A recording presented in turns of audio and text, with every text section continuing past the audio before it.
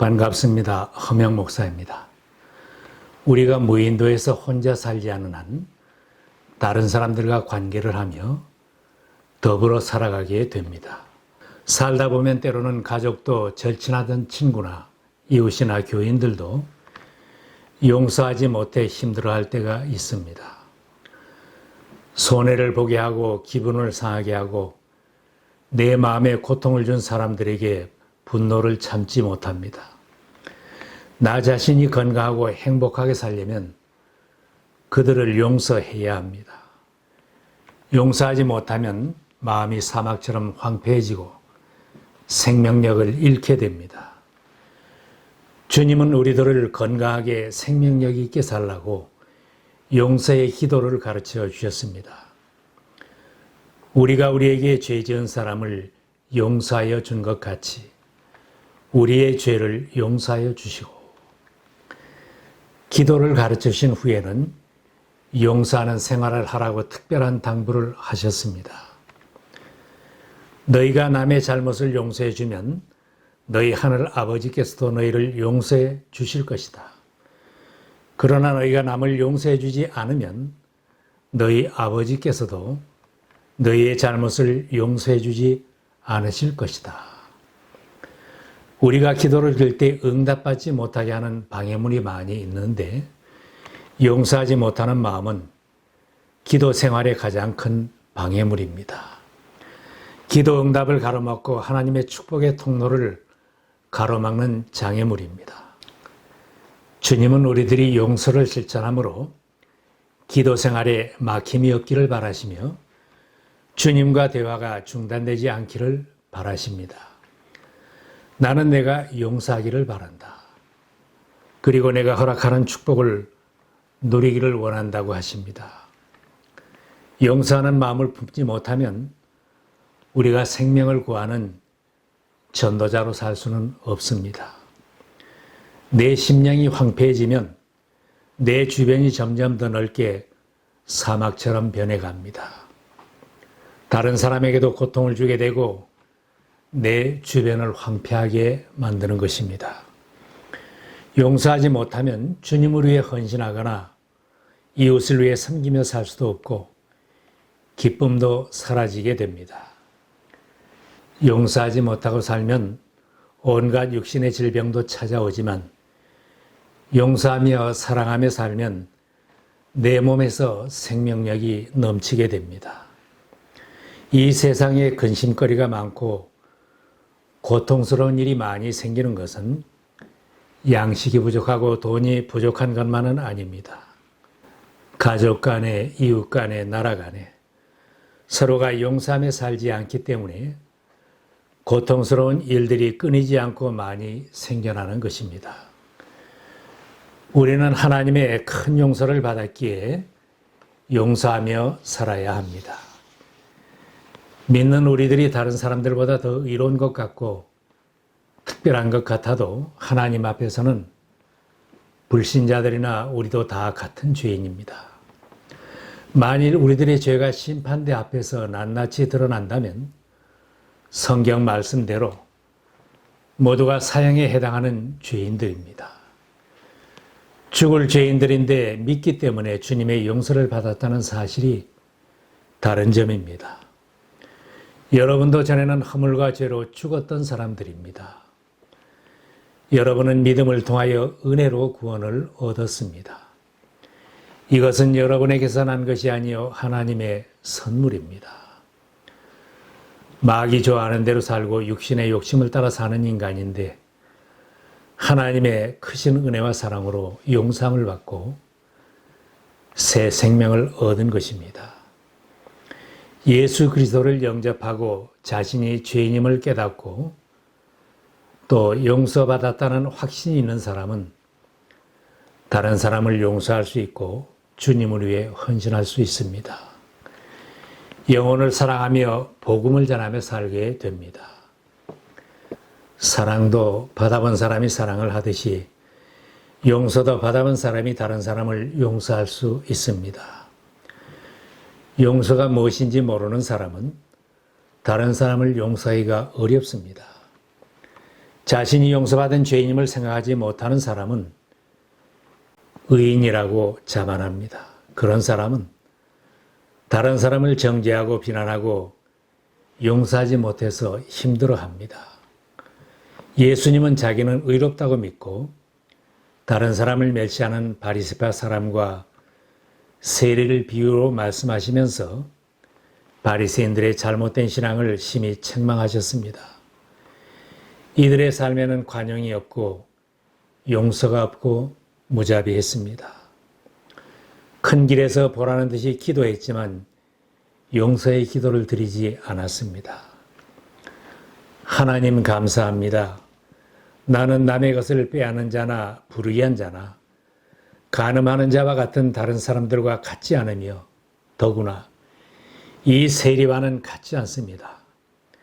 나는 일회에 2번씩 금식하고 내 모든 소득의 11조를 바칩니다. 응답이 없는 기도를 드리며 살던 그들은 무죄한 주님을 십자가에 못 박게 하였습니다. 반면에 세리는 멀찍이 서서 하나님을 우러러볼 엄두도 못 내고 가슴을 치며 하나님께 용서를 구하는 기도를 드렸습니다. 아, 하나님, 이 죄인에게 자비를 베풀어 주십시오. 주님은 용서를 구하는 기도를 드린 세리가 의롭다고 인정받는다고 하셨습니다. 사도 바울은 주님의 용서를 깨닫고 진심으로 회개한 후에는 자기는 작은 자라고 고백했습니다. 더 사역이 깊어지면서 나는 죄인 중에 괴수입니다. 모든 사람에게 빚을 진 사람입니다. 고백하며 주님을 위해 헌신했습니다. 예수님이 체포당하였을 때 3번씩이나 예수님을 모른다고 부인했던 베드로도 자신이 용서받았음을 알았을 때 주님 앞에 사랑을 고백하면서 자신을 주님 앞에 교회 위에 다 바쳤습니다. 주님의 은혜로 용서받아 사는 우리들이 용서하며 살아야 하는 것은 지극히 당연한 일입니다. 앞으로도 우리가 주님의 용서를 받으며 살려면 용서를 실천하며 살아야 합니다. 너희가 남의 잘못을 용서해 주면 너희 하늘 아버지께서 너희를 용서해 주실 것이다. 주님이 간곡히 당부하는 말씀입니다. 용서하며 살아야 하는 것은 주님의 명령입니다. 너희는 스스로 조심하여라. 믿음의 형제가 죄를 짓거든 꾸짖고 회개하거든 용서하여 주어라. 그가 내게 하루에 7번 죄를 짓고 7번 내게 돌아와서 회개하오 하면 너는 용서해 주어야 한다. 용서해도 그만 안 해도 그만이 아닌 명령으로 하신 말씀입니다. 베드로가 용서에 대해서 주님께 질문했습니다. 주님, 내 형제가 나에게 자꾸 죄를 지으면 내가 몇 번이나 용서해 주어야 합니까? 7번까지 하여야 합니까? 이 질문에 주님은 7번만이 아니라 70번을 7번이라도 하여야 한다 하셨습니다. 무한한 용서와 진심으로 용서하는 것이 주님의 마음입니다.